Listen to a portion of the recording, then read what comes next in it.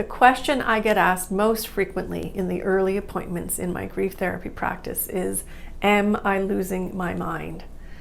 Well, it's pretty clear that when you're grieving, you already feel as though you have a broken heart. But what we're going to explore today is how you actually have a broken brain for a period of time, and how that impacts why and how you might go about doing your grief work. It's so important to explore the physicality of the grief symptoms before we talk about doing the hard work of the emotional work of your love and loss. If you are curious about grief and how it impacts you, how it affects your ability to live and love, then please subscribe to this channel. We're going to explore all sources of grief and all ways to respond to it.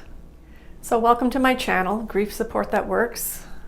My name is Jo McRogers, and I'm a psychotherapist that has supported grief for many, many years.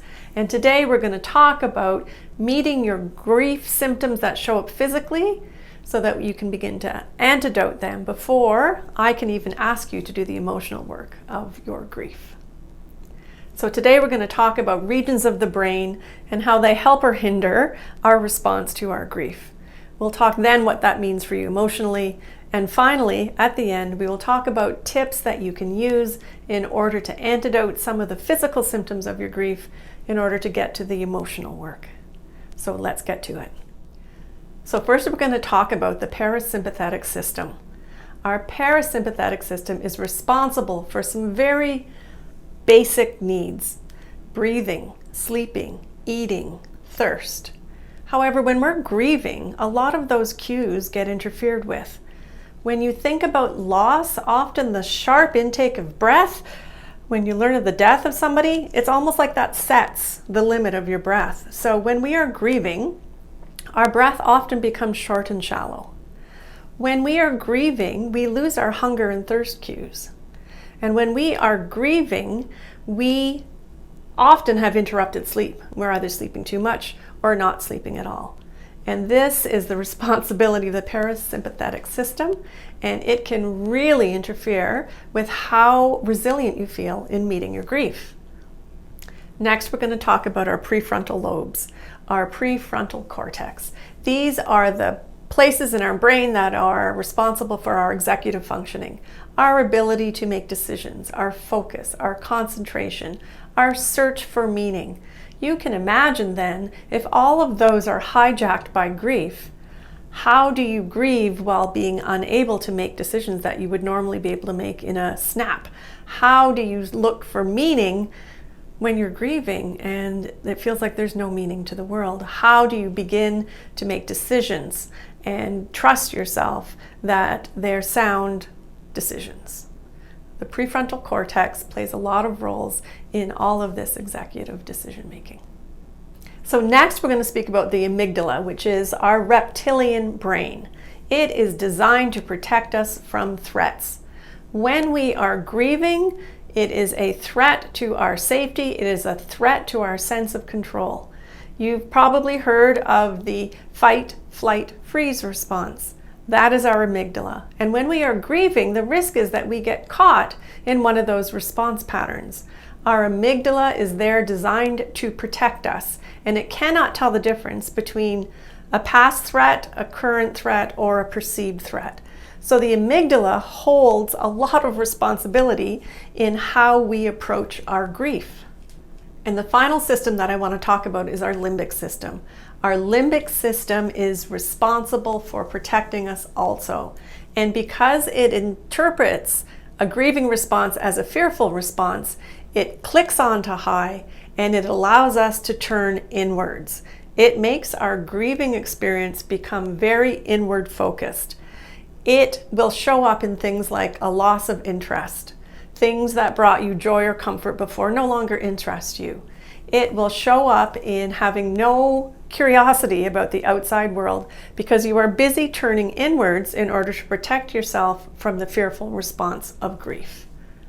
So what I'd like to know right now is if any of those sound familiar to you. If any of those seem to be part of your grief experience or someone's grief who you were witnessing, I'm going to ask you to please put a comment below around which one was the most challenging or which grief physical symptom caught you most off guard, so that as a community we can begin to share and we can begin to see just how widespread grief expresses itself physically. So please send your comment below. So let's just review and reflect on what all of these physical grief symptoms can mean for us when we are grieving. I think the early realities that come to people when they're grieving is that grief brings two very harsh lessons. One is that we really don't have the control that we like to believe that we do have. And the other is that grief makes us feel unsafe because it challenges our sense of permanency, it challenges our sense of mortality, ourselves or others, and it changes us. Change not by choice, and that's a very fearful response.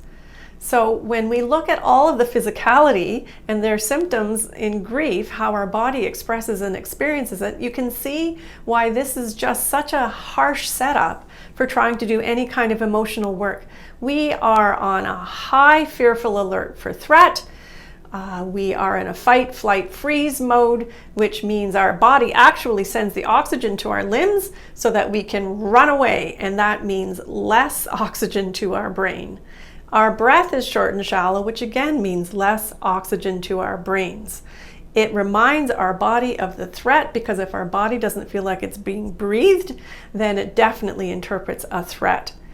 Our sleep can change. So sleep is so essential to being able to think, to be able to rationalize, to be able to problem solve.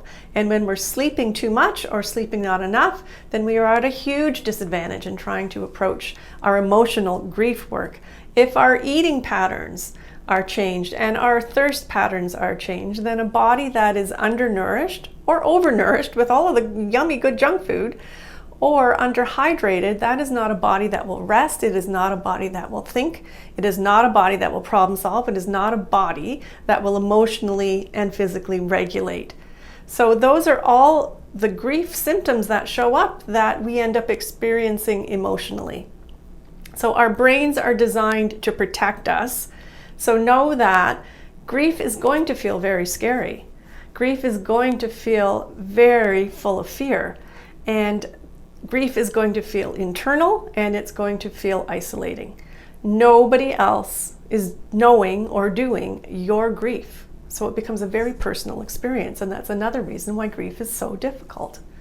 The children's author C.S. Lewis, who wrote many of my favorite childhood books, Chronicles of Narnia, wrote a book when his partner died, and he called that book A Grief Observed. And the line that stuck out in that book for me most was, "No one told me that grief felt so like fear." I think it's something that catches people off guard when we're talking about grief.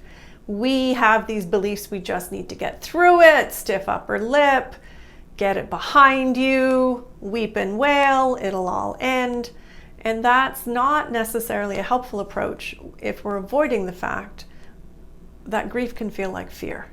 So when I was doing a lot of birth work, when I was a birth doula, we had this triangle that we would work on with women in labor that talked about tension, pain, and fear. And I think it's so applicable as well when we're talking about emotional pain as well.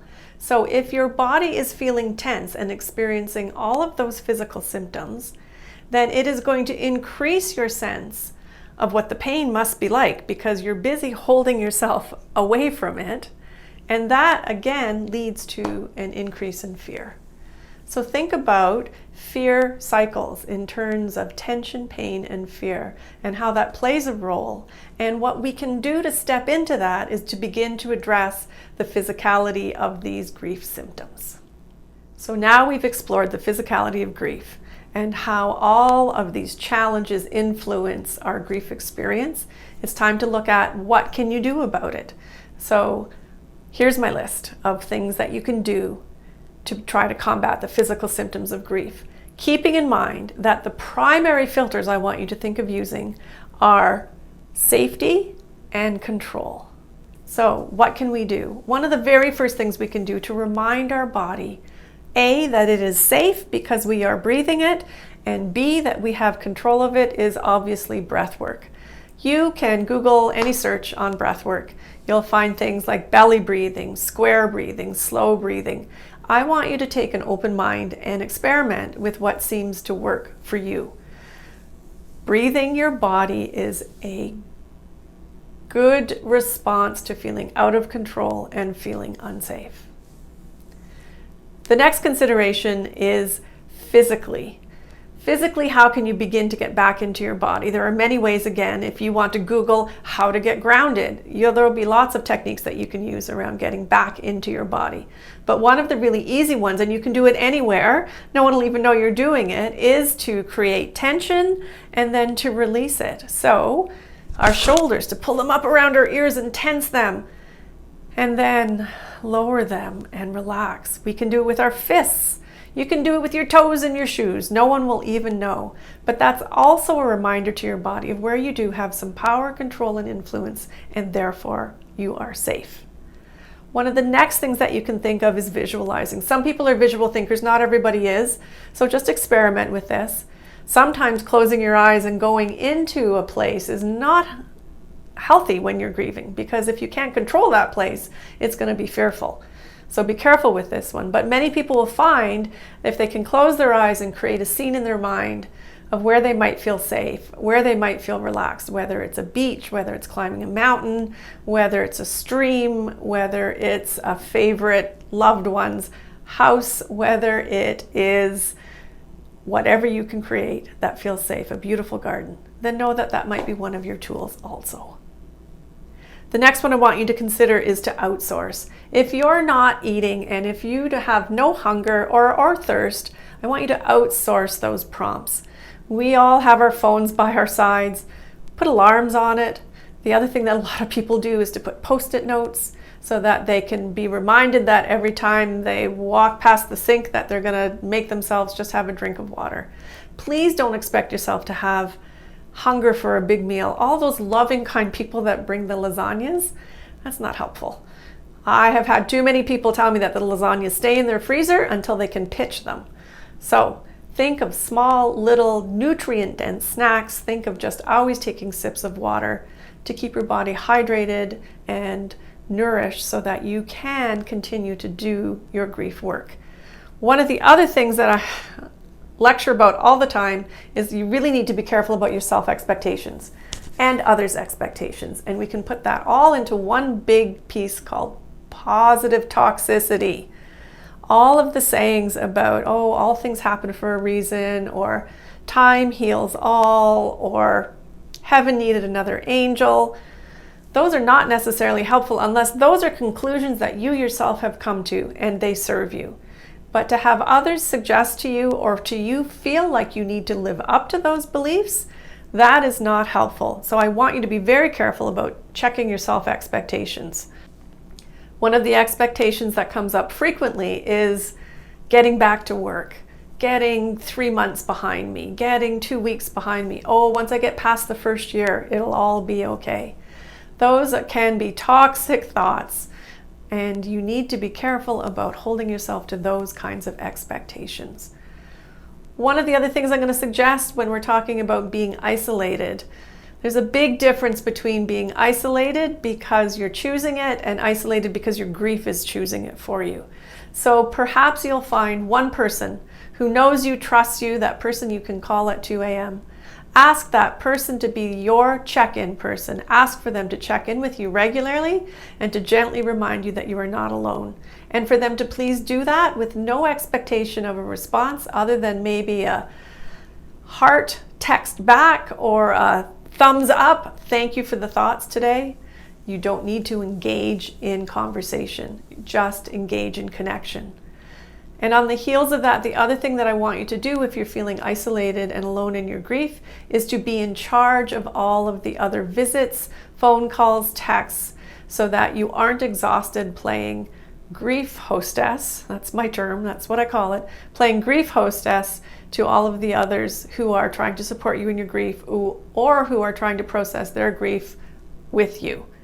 So please ask your person to either field those calls or to know that you do not need to respond. Send out a big text message or a big email in terms of, thank you all for the love and concern. I'm taking some time for myself and I will respond as I am able, so that you don't feel the burden of every text or phone call.